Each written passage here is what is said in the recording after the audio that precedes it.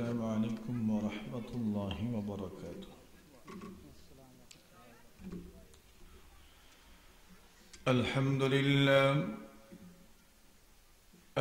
لله نحمده ونستعينه ونستغفره ونؤمن به ونتوكل عليه ونعوذ بالله من شرور أنفسنا ومن سيئات أعمالنا من يهده الله فلا مضل له ومن يضلله فلا هادي له وأشهد أن لا إله إلا الله وحده لا شريك له وأشهد أن سيدنا وسندنا وحبيبنا ومولانا محمدا عبده ورسوله الذي أرسله الله تعالى إلى الناس كافة بشيرا ونذيرا وداعيا إلى الله بإذنه وسراجا منيرا. أما بعد فأعوذ بالله من الشيطان الرجيم. بسم الله الرحمن الرحيم. والذين جاهدوا فينا لنهدينهم سبلنا وإن الله لمع المحسنين. وقال رسول الله صلى الله عليه وسلم من حفظ سنتي حفظه الله أو كما قال عليه الصلاة والسلام. صلى الله على سيدنا ومولانا محمد وعلى آله وأصحابه وسلم. لا إله إلا الله لا إله إلا الله لا إله إلا الله لا إله إلا الله محمد رسول الله. ঐতিহ্যবাহী অঞ্চল পূর্ব টাট্টিউলি হযরত বেলাল রাদিয়াল্লাহু তাআলা আনহু পাঞ্জেগানা মসজিদ কর্মধাম কুলাউড়া মৌলভী বাজারের উদ্যোগে আয়োজিত প্রথম বার্ষিক ওয়াজ ও দোয়ার মাহফিলের সম্মানিত সভাপতি মুআজ্জাজ মুকাররম হযরত উলামায়ে কেরাম, আল্লাহ পাক রব্বুল আলামিনের অসংখ্য অগণিত শুকরিয়া আদায় করছি যিনি আপনাকে আমাকে দিনের বেলা আল্লাহ পরবর্তীকারে আলমের সন্তুষ্টি অর্জনের লক্ষ্যে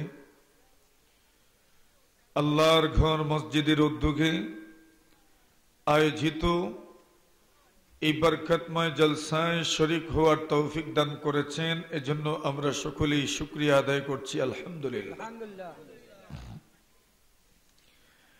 এই মসজিদের নাম হযরত বেলাল রাদিয়াল্লাহু তাআলা আনহু পাঞ্জেগানা মসজিদ। বেলাল রাদিয়াল্লাহু তাআলা আনহুকে তো সকলেই মোটামুটি চিনেন, নাম শুনছেন না? নাম শুনেছেন।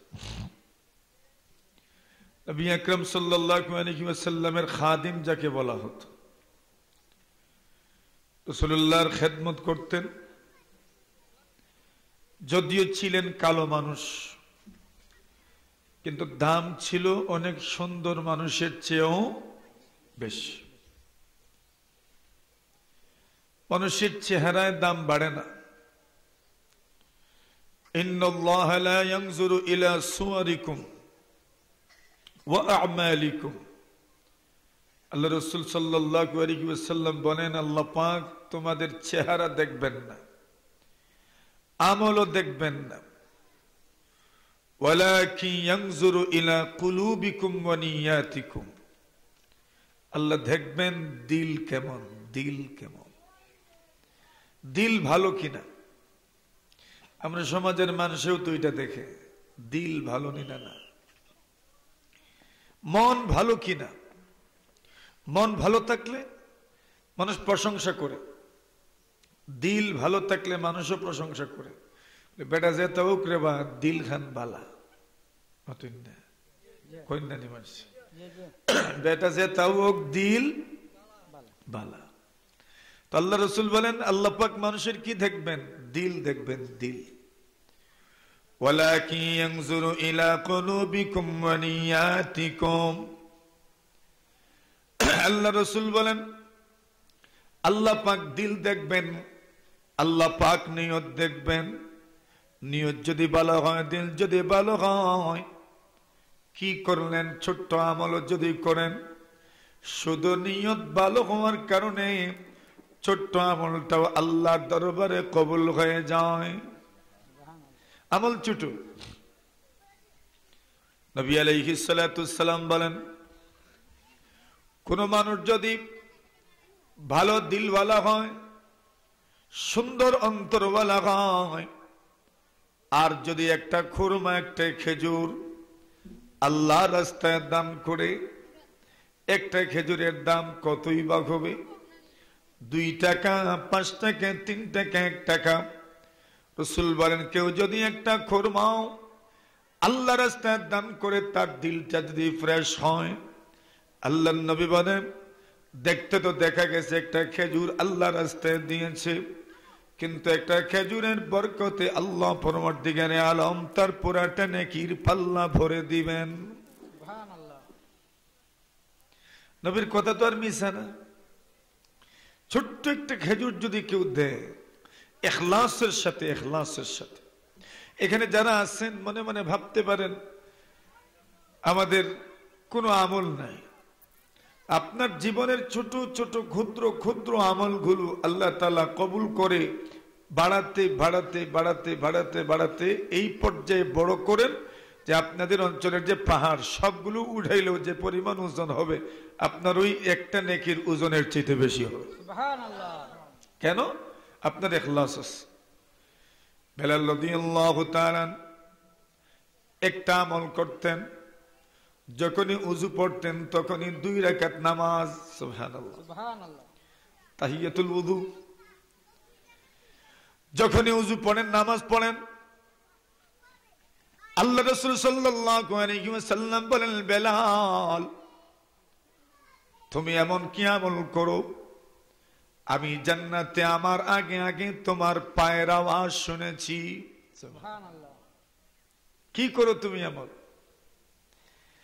আমি স্বপ্নে দেখছি তুমি জান্নাতি, আমার আগে আগে তোমার পায়ের আওয়াজ শোনা যায়। বেলাল রাদিয়াল্লাহু তাআলা নবীর সামনে জান্নাতে যাচ্ছেন। সুবহানাল্লাহ। খালা না দোলা নতুন না, কি জাত খালা, একবারে আলঘাতরা ঘুরিয়ে না, এত কালা। নবী আলাইহিস সালাতু সালামের সাহাবী বেলাল, হাবশার মানুষ, আবিসিনিয়ার মানুষ, এমনিতেই কালো। আল্লাহ রাসূল সাল্লাল্লাহু আলাইহি ওয়াসাল্লাম বলেন, বেলাল এমন কি আমল তুমি করো, তুমি বলো দেখি তোমার কোন আমল আছে। বেলাল বলেন, ইয়া রাসূলুল্লাহ আমার তো এমন কোন আমল নাই যে আমলে আমি জান্নাতি হতে পারবো। আল্লাহর হাবিব বলেন, আছে এই জন্যই তো আমার আগে আগে তোমার জুতা, তোমার পায়ের আওয়াজ আমি শুনেছি, তুমি যেন আমার আগে আগে হাঁটছো। বেলাল বলেন, এমন কোন আমল তো আমার জানা নাই। নবী বলেন, আছে, তালাশ করে দেখো। বেলাল বলেন, ইয়া রাসূলুল্লাহ, একটা আমল আমি কন্টিনিউ করি, ধারাবাহিক একটা আমল আমি করি। সে আমলটা হলো, যখনই আমি উযু পড়ি, আল্লাহ রাসূল বলেছেন, মিফতাহুস সালাতি আত-তুহুর, নামাজের চাবি হচ্ছে পবিত্রতা। কিভাবে পবিত্রতা অর্জন করবেন? উযুর মাধ্যমে, গোসলের মাধ্যমে। গোসল করতে পারেন না, যদি আপনার অসুস্থতা হয়, উযুও পড়তে পারেন না, ডাক্তার নিষেধ করে দিয়েছে, শরীরে পানি লাগাতে পারবেন না, আপনি তায়াম্মুম করে নিলেন, এটাও পবিত্রতা। উযু পড়লেন, এর নামও পবিত্রতা। গোসল করলেন, এর নামও পবিত্রতা। আল্লাহর নবী বলেন, মিফতাহুস সালাতি আত-তুহুর, নামাজে যদি ঢুকতে চাও, নামাজের তুলনা তালাবদ্ধ ঘরের মতো। যেই ঘরের বাহিরে আপনি তালা দিলেন, ওই ঘরে ঢুকতে হলে কি করা লাগে? আরে তালা খুলতেই দরজা ভাঙে ঢুকবে। এখন তালা খুলবেন কেমনে? বলে চাবির তো দরকার। আল্লাহ রাসূল সাল্লাল্লাহু আলাইহি ওয়াসাল্লাম বলেন, নামাজ যেন তালাবদ্ধ ঘরের মতো। তালাবদ্ধ ঘরের ভিতরে ঢুকতে গেলে যেমন তালা খুলতে হয় চাবি দিয়ে, আল্লাহ রাসূল বলেন, তুমি নামাজে ঢুকতে চাও, তবে তোমাকে উযু পড়তে হবে, পবিত্রতা অর্জন করতে হবে। পবিত্রতাই হলো নামাজের চাবি। সুবহানাল্লাহ, পবিত্রতা নামাজের চাবি। এখন হযরত বেলাল বলেন, ইয়া রাসূলুল্লাহ, কি আমল আমি করি এটা তো আমি বলতে পারি না, তবে একটা আমল আমি ধারাবাহিক করি, কন্টিনিউ করি। কোন আমল? বলছেন, উযু ছাড়া নামাজ হয় না। আমার মনে হইল উযুর আর নামাজের মধ্যে একটা সম্পর্ক আছে না নাই? উযু আর নামাজে একটা সম্পর্ক আছে, গভীর একটা কানেকশন আছে, তবেই তো উযু ছাড়া নামাজ হয় না। এজন্য আমি যখনই উযু পড়ি, সাথে সাথে 2 রাকাত নামাজ আদায় করি। সুবহানাল্লাহ। আল্লাহর হাবিব বলেন, ওরে বেলাল, ওই আমলেই তুমি জান্নাতি হয়ে গেছো। আচ্ছা, মানুষ তো কালো, কিন্তু ছোট্ট একটা আমল, ক্ষুদ্র আমল, ওই ছোট্ট ক্ষুদ্র আমলে জান্নাতি হয়ে গেছেন। বেলাল রাদিয়াল্লাহু তাআলা আনহু, নবী আকরাম সাল্লাল্লাহু আলাইহি ওয়াসাল্লাম যুদ্ধ থেকে ফিরছেন, পথিমধ্যে যাত্রা বিরতি করবেন কিনা। নবীজির ইচ্ছা হলো না, যাত্রা বিরতি করার দরকার নাই, মদিনায় তো এসেই গেছি, আর কয়েক ঘন্টা হাঁটলেই, কয়েক ঘন্টা চললেই মদিনায় ঢুকে যাব। সাহাবীরা বলেন, ইয়া রাসূলুল্লাহ, ইয়া হাবিবাল্লাহ, যাত্রা বিরতি করলে ভালো, আমাদের ক্লান্তি এসে গেছে, আমরা ক্লান্ত হয়ে পড়েছি, পরিশ্রান্ত হয়ে পড়েছি, একটু যাত্রা বিরতি করতে চাই। রাসূলুল্লাহ সাল্লাল্লাহু আলাইহি ওয়াসাল্লাম বলেন, এই মুহূর্তে যদি যাত্রা বিরতি করি, সকলেই ক্লান্ত পরিশ্রান্ত, ফজরের নামাজের সময় কে জাগাবে? সুবহানাল্লাহ। ফজরের নামাজের সময় জাগাইব কে? এই যে সময় মানে বিশ্রাম নিবেন, ঘুমাই গেলে ফজর এত সহজে আর ধরা যেত না। নবী বলেন, কে জাগাইবা? মনে রাখবেন, রাসূলুল্লাহ সাল্লাল্লাহু আলাইহি ওয়াসাল্লাম বলেন, লাইসাত তাফরিতু ফিল মানাম। আল্লাহ নবী বলেন, কেউ যদি ঘুমন্ত অবস্থায় থাকে, ওই সময় যদি কোনো কারণে কোনো কিছু মিস হয়ে যায়, নবী বলেন, দূষণীয় নয়, অপরাধ নয়, ইন্নামাত তাফরিতু ফিল ইয়াকযা।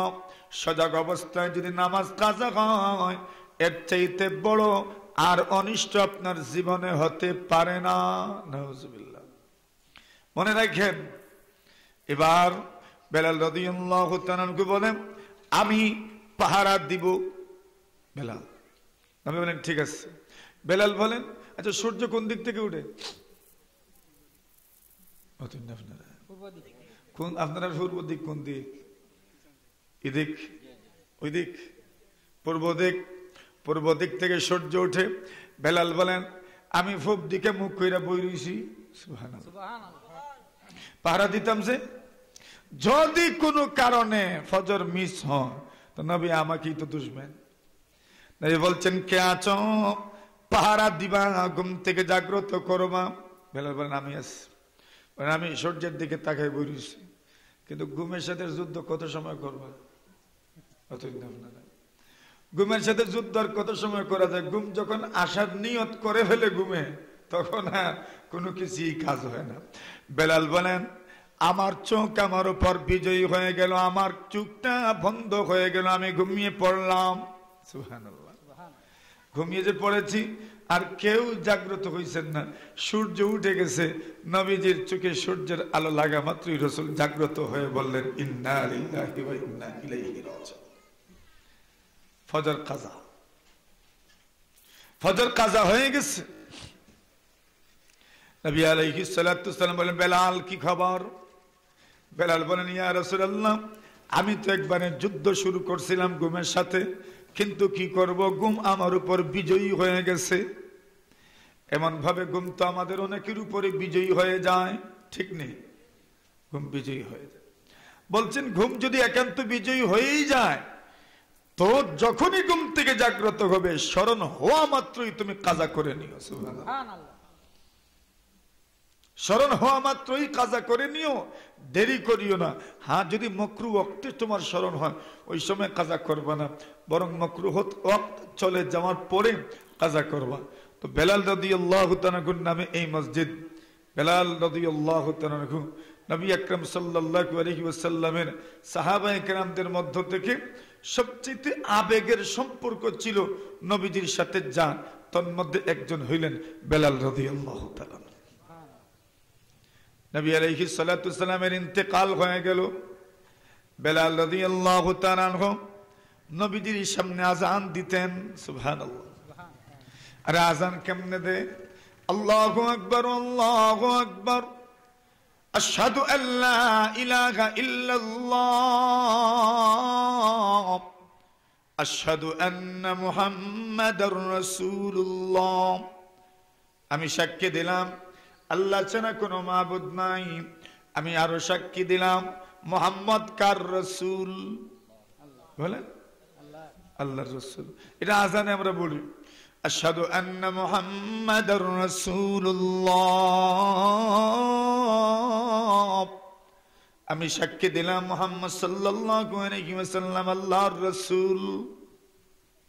নবী সামনে বসা, বেলাল আযান দিচ্ছেন আর বলছেন আশহাদু আন্না মুহাম্মাদার রাসূলুল্লাহ।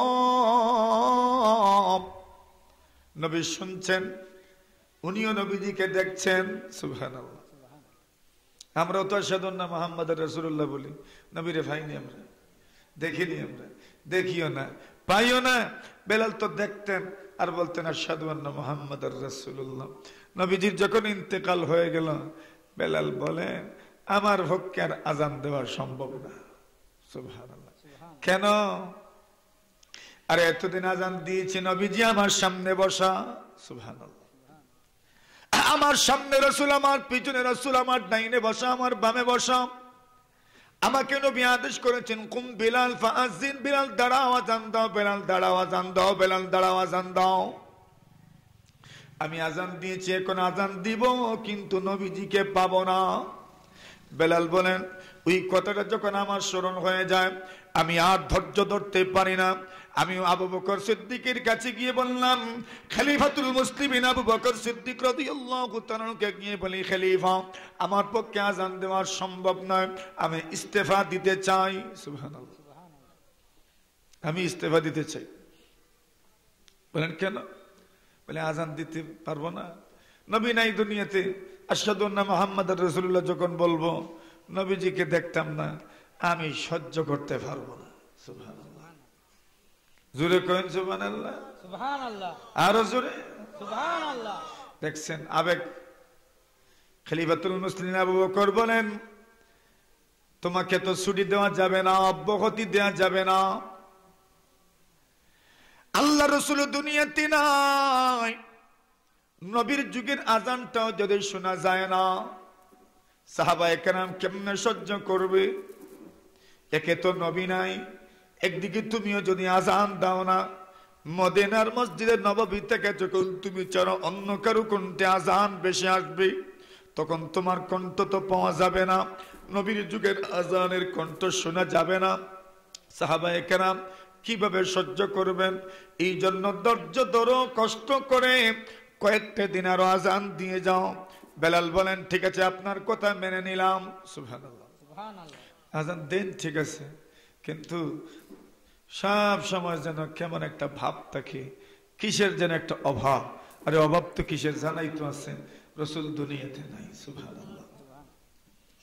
আল্লাহ রাসূল সাল্লাল্লাহু আলাইহি ওয়াসাল্লামের সাহাবী আবু বকর ইন্তেকাল হয়ে গেল, ওমর খলিফাতুল মুসলিমিন। ওমর কি গিয়ে বলেন, ওমর আমিরুল মুমিনিন, আমাকে এবার ইস্তেফা দেন। আবু বকরের জমানায় আমি চেয়েছিলাম অব্যাহতি নেওয়ার জন্য, কিন্তু উনি ছুটি দেন নাই, অব্যাহতি দেন নাই, আপনি আমাকে অব্যাহতি দেন। ওমর রাদিয়াল্লাহু তাআলা বলেন তুমি কি করবা? উনি বলেন অব্যাহতি নিয়ে যাব, আর আমি শাম দেশে চলে যাব, যুদ্ধ করতে করতে শহীদ হয়ে যাব। সুবহানাল্লাহ, যুদ্ধ করতে করতে শহীদ হয়ে যাব। হযরত ওমর বলেন ঠিক আছে, আপনাকে ইস্তেফা দেওয়া হলো। সুবহানাল্লাহ। চলে তো গেলেন সিরিয়ায় যুদ্ধ করার জন্য। স্বপ্নে দেখেন আল্লাহ রাসূল বলছেন, ও বেলাল, কতদিন হয়ে গেল আমার কবরে তুমি একবারও আসলে না। সুবহানাল্লাহ, জোরে বলেন সুবহানাল্লাহ। নবীজির স্বপ্নে আসেন, নবীজির স্বপ্নে আসেন। নবী আলাইহিস সালাতু ওয়াস সালাম স্বপ্ন যুগে মানুষকে সাক্ষাৎ দেন। সুবহানাল্লাহ। কেমনে সাক্ষাৎ পাইবেন? যেই ব্যক্তি যত বেশি দরুদ পড়বে সম্ভাবনা আছে স্বপ্ন যুগে রাসূলকে দেখবে। সুবহানাল্লাহ। এই আমল যদি করতে পারেন ধারাবাহিকতার সাথে, একবারে দাগ খতিয়ান মিলাইয়া নিয়ম কানুন মেনে, বেনিয়মে না, উল্টা পাল্টা ভাবে না, বেশি বেশি পড়বেন, নিয়মের সাথে পড়বেন, ইনশাআল্লাহ নবীজিকে স্বপ্নে দেখতে পারবেন। সুবহানাল্লাহ। আমল, পরীক্ষিত আমল। বেলাল স্বপ্নে দেখেন, নবীজি আয়েশা বলেন কি হলো তোমার? আমার রওজা জিয়ারত করার জন্য তুমি আসো না। আল্লাহর নবীর সাহাবী বেলাল আজ সহ্য করতে পারেন না, নিজের নিয়ন্ত্রণ আর নিজের উপর নাই। কেন নাই? আরে রাসূলকে আমি স্বপ্নে দেখেছি, রাসূল আমাকে বলেছেন কতটা দিন হয়ে গেল আমার রওজা তুমি জিয়ারত করতে আসো না।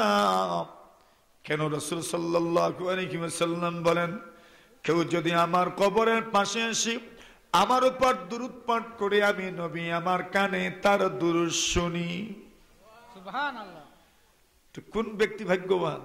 নবীর কবরের পাশে গিয়ে বলবে আসসালাতু ওয়াসসালামু আলাইকা ইয়া রাসূলুল্লাহ, নবী তার কথা, তার দুরূদ নিজের কানে শুনেন। সুবহানাল্লাহ।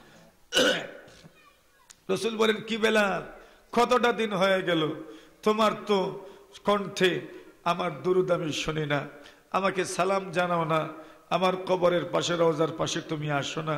যখন বেলাল এটা শুনছেন আর তো সহ্য করতে পারেন না, আরে রাসূলের রওজা জিয়ারত থেকে কতদিন থেকে আমি বঞ্চিত আছি। রাসূল সাল্লাল্লাহু আলাইহি ওয়াসাল্লাম স্বপ্নে এসে আমাকে বলছেন, বেলাল বলেন আমি আর দেরি না করে সব গাট্টি বুসকা যা আছে বাইন্দা মদিনার দিকে রওনা হয়ে গেছি। কেন? নবীজির রওজা জিয়ারত করবেন, নবীর রওজা জিয়ারত করবেন। নবী আলাইহিস সালাতু ওয়াস সালামের রওজা, নবীজির কবর দুনিয়ার সব মুমিন মুসলমানদের আবেগের জায়গা, ঠিক কিনা? সব মুমিন মুসলমানদের আবেগের জায়গা নবীজির রওজা। চমকতা রাখে তেরে রওদে কমল জর, দমকতি রাখে তেরে রওদে কি জালি, हमें भी अता हो वशौक़े अबू ज़र, हमें भी अता हो व जज़्बाए बिलाली। आमीन बोलें। আল্লাহ আমাদেরকে বেলালের মতো জজবা দান করো, আবু যরের মতো শওক দান করো, আবু যরের মধ্যে আগ্রহ দান করো। নবীর সাহাবী আবু যর গিফারি কি পরিমাণ আগ্রহ, নবীর সাহাবী বেলাল কি পরিমাণ জজবা, কি পরিমাণ ইশক মোহব্বত, নবীর মদিনার দিকে রওনা। আরে নবীজির মদিনা, নবীজির মদিনা, নবীজির মদিনা, যেখানে মহব্বতের মানুষ থাকে, যেখানে ভালোবাসার মানুষ থাকে, যেখানে প্রিয় মানুষ থাকে, ওই অঞ্চলের জন্য মহব্বত বাড়ে না কমে? বাড়ে। এখানে তো প্রিয় রসুল ঘুমিয়ে আছেন, প্রিয় রসুল এখানে ঘুমিয়ে আছেন। বেলাল রাদিয়াল্লাহু তাআলা বলেন, মদিনা আসলাম অপরাধীর মতো, আল্লাহর পয়গম্বর আলাইহিস সালাতু ওয়াস সালামের রওজার দিকে আমি পা বাড়াইতে থাকলাম। সুবহানাল্লাহ, সুবহানাল্লাহ। কেন কতদিন হয়ে গেছে নবী রওজায় আসেনি। নবী স্বপ্নে এসে কইছেন, কিও সাহেব কতদিন হইল, যাও না যে আমার এখানে। মানে আস্তে আস্তে পা দেই, আর ভয় লাগে, ভয় লাগে, ডর লাগে। আরে রসুল ওনার বাড়ির পাশে আসছি তো, উনি কবরে জিন্দা, নবী আমারে যাওয়ার অনুমতি দিবেন কিনা রাগ কইরা বই দিয়েছেন। সুবহানাল্লাহ, দেখছেন না, সব মানুষ সবার ঘরে তো সহজে ঢুকে না, আস্তে আস্তে যায়। কি জানি যদি উনি বলেন যাও ভাগো এখান থেকে, আইসো না, রাগ করেন, অভিমান করেন। বেলাল বলেন আস্তে আস্তে যায়, আস্তে আস্তে যায়। যাইতে যাইতে নবী রওজার সামনে গিয়ে দাঁড়াইলাম। সুবহানাল্লাহ, সুবহানাল্লাহ। সেখানে এমনিতে আস্তে আস্তে যাওয়া লাগে। নবী আলাইহিস সালাতু ওয়াস সালাম কবরে শায়িত। সুবহানাল্লাহ, কবরে শায়িত।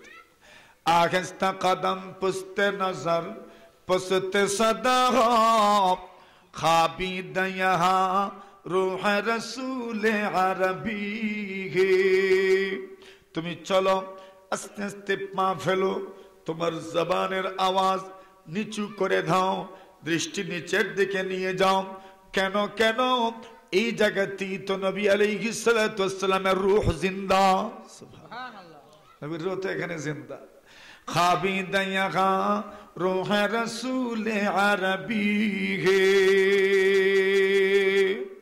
আল্লাহর বান্দা বলেন, রাসূল সাল্লাল্লাহু আলাইহি ওয়াসাল্লামের সাহাবী বেলাল বলেন, আমি এবার গেলাম, সালাম দিলাম, আসসালাতু ওয়াসসালামু আলাইকা ইয়া রাসূলুল্লাহ, সালাম দিলাম। এমন সময় হাসান আর হুসাইন দুইজন আমার পাশে এসে দাঁড়াইছেন। সুবহানাল্লাহ, সুবহানাল্লাহ।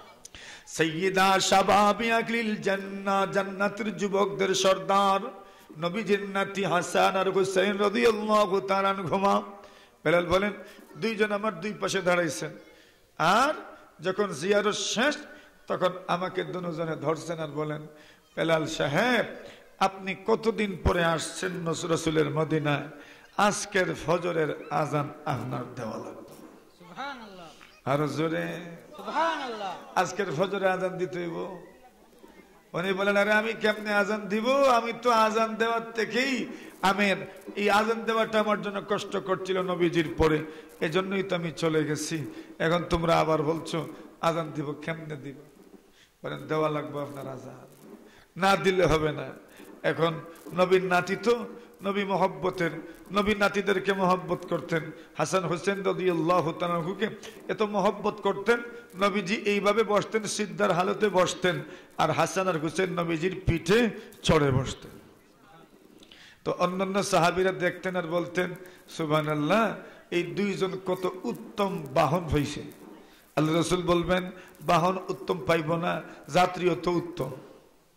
সুবহানাল্লাহ বলেন, যাত্রীও কি উত্তম। যাত্রী যদি হাসান হুসাইন হয় তো বাহন তো খেলার জন্য তো দাদা আর নানা তো রাসূলুল্লাহরই হইব, ঠিক না বেটি? তো যেমন বাহন এমন যাত্রী, যেমন যাত্রী এমন বাহন। সুবহানাল্লাহ, এত মহব্বত করতেন রাসূলুল্লাহ সাল্লাল্লাহু আলাইহি ওয়াসাল্লাম। বেলাল বলেন, কেমনে আজান দিব, আমার তো সহ্য হয় না। ওনারা বলেন, দিতে হবে, না দিয়ে উপায় নেই। কতটা দিন হয়ে গেছে নবীর সময়ের আজানের বজ্রধ্বনি আমাদের কর্ণকুহরে পৌঁছায় না, শুনতে চাই রসুলের যুগের আজান। বেলাল বলেন, ঠিক আছে, তোমরা যখন পিড়াপিড়ি করছোই তো ঠিক আছে, আজান দিব। ফজরে শুরু করেছেন আজান। সুবহানাল্লাহ। এমনিতেই ফজরের সময় যে কোনো ধর্মীয় কথাবার্তা ভালো লাগে, আজান ভালো লাগে, তিলাওয়াত ভালো লাগে, দোয়া দুরূদ ইস্তেগফার ভালো লাগে। মানুষ যখন ঘুম থেকে জাগ্রত হয়, মেজাজ ভালো থাকে, মন ভালো থাকে, মানসিকতা ভালো থাকে, ওই সময় যা শুনে তাই যেন ভালো লাগে। আল্লাহর নবী সাল্লাল্লাহু আলাইহি ওয়াসাল্লামের সাহাবায়ে কেরাম এরা তো তাহাজ্জুদ গুজার, তাহাজ্জুদ পড়নে ওয়ালা। পয়গম্বর আলাইহিস সালাতু ওয়াস সালামের সাহাবায়ে কেরাম তাহাজ্জুদ পড়ে অপেক্ষা করছেন কখন আযান হবে, সুন্নত পড়বেন, জামাতে শরীক হবেন। এমন সময় শোনা যায় নবীর যুগের আযান শোনা যায়, সুবহানাল্লাহ, নবীর যুগের আযান শোনা যায়। বেলাল শুরু করেছেন আল্লাহু আকবার, আল্লাহু আকবার, আশহাদু আল্লা ইলাহা ইল্লাল্লাহ। আস্তে আস্তে বাড়ছেন, যখন আশহাদু আন্না মুহাম্মাদার রাসূলুল্লাহ বলতে যাবেন, আল্লাহর নবীজির কথা স্মরণ হয়ে গেল।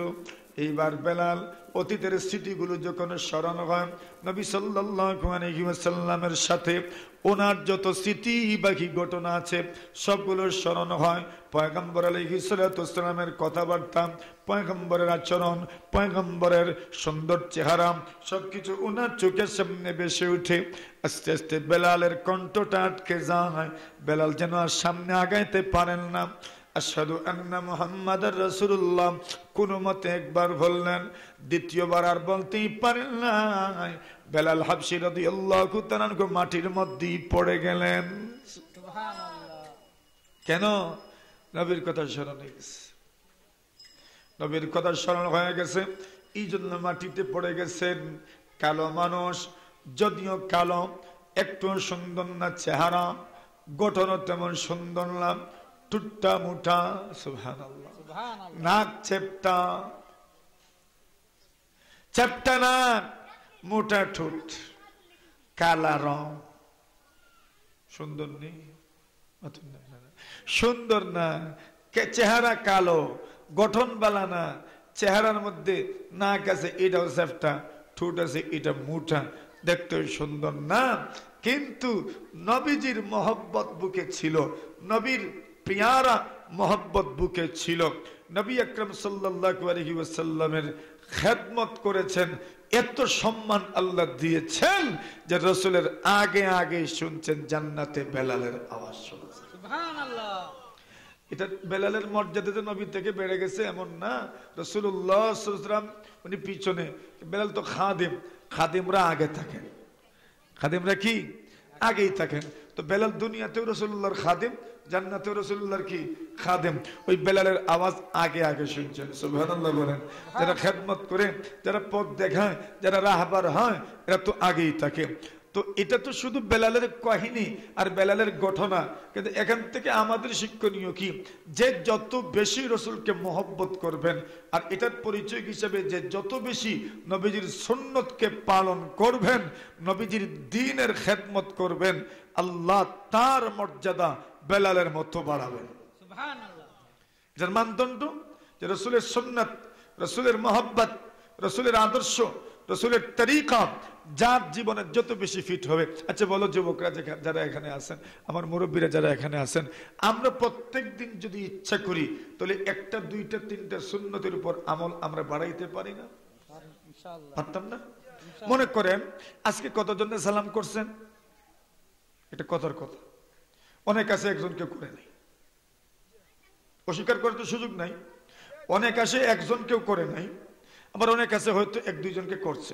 তো যারা সালাম করে না, এরা যদি আজকের থেকে নিয়ত করে যে আমি প্রত্যেক দিন কমপক্ষে 5 জন 10 জন মানুষের সালাম করব, অথবা সে যদি অভ্যাস বানায় ফেলে মুসলমানের সাথে সাক্ষাৎ হইলেই সালাম করবে, তো একটা সুন্নতের উপর আমল হইল। এটা পালন করার জন্য অজু ভরিয়ে মসজিদে ঢুকা লাগবে না, রাস্তা তো পালন করা যাইব, রাস্তা পালন করা যাইব। 2 নম্বর, ওয়াতাবাসসুমুকা ফি ওয়াজহি আখিকা লাকা সাদাকা। আপনার কোন মুমিন ভাইয়ের সাথে যখন আপনার সাক্ষাৎ হবে তখন আপনি মুস্কি হাসি দিবেন। এটা তো কষ্ট হইতো না, মাতুন না, মুস্কি হাসি দিতে কষ্ট হইব, কষ্ট হইতো না। আসুন না নি আপনারা, আসুন তো এমনি আসুন, তো মুস্কি হাসি দিবেন ভাইদেরকে দেখে, মুসলমানদেরকে দেখে, কষ্ট তো হইতো না। এটা আরেকটা সুন্নত আদায় হইল, সুবহানাল্লাহ। আপনি রাস্তা দাঁড়ায় আছেন, এমন সময় কেউ রাস্তা দিয়ে যাচ্ছে, আপনি তার যাতায়াতের রাস্তা যেন কোনোভাবে বিঘ্নিত, তার যেন যাতায়াতে কষ্ট না হয়, আপনি সাইড নিয়ে নিলেন, এটা আরেক সুন্নত আদায় হলো, সুবহানাল্লাহ বলো। তাহলে রাস্তার মধ্যে কত সুন্নত।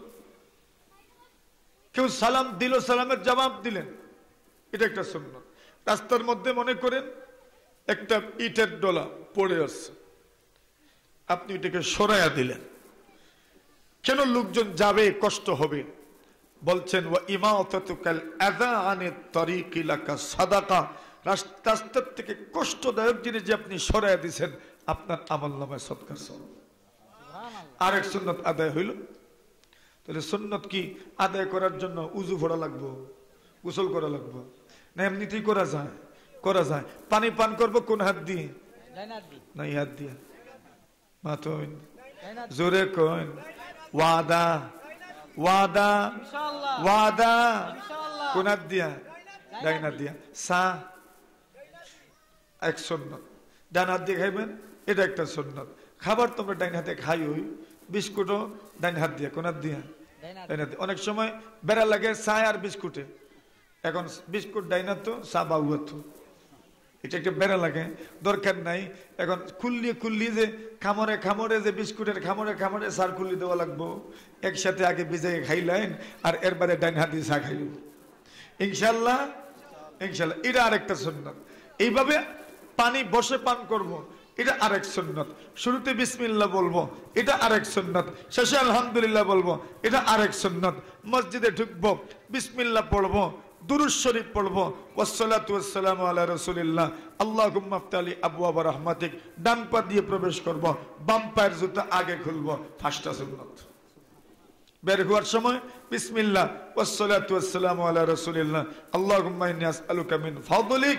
বাম পা আগে বের করব আর ডান পায়ের জুতা আগে পরিধান করব। আরো সুন্নত। সুবহানাল্লাহ। তো রাসূল বলছেন যে আমার সুন্নতের হেফাজত করবেন, হাফিজাহুল্লাহ, আল্লাহ তার হেফাজত করবেন। পারবো না ইনশাআল্লাহ? আল্লাহ তৌফিক দান করুন, আমিন। ওয়া আখিরু দাওয়ানা আনিল হামদুলিল্লাহি রাব্বিল আলামিন। সুবহানাল্লাহ। দোয়া নামাজ পড়িয়া দোয়া হইব ইনশাআল্লাহ। আজানের টাইম হয়ে গেছে না? নামাজ পড়িয়ে বইসেন, দোয়া হবে ইনশাআল্লাহ। এরপরে আপনারা বাকিরা ওয়াজ করবেন ইনশাআল্লাহ। নামাজ পড়িয়া দোয়া দিয়া দোয়া লইয়া যাইবেন ইনশাআল্লাহ।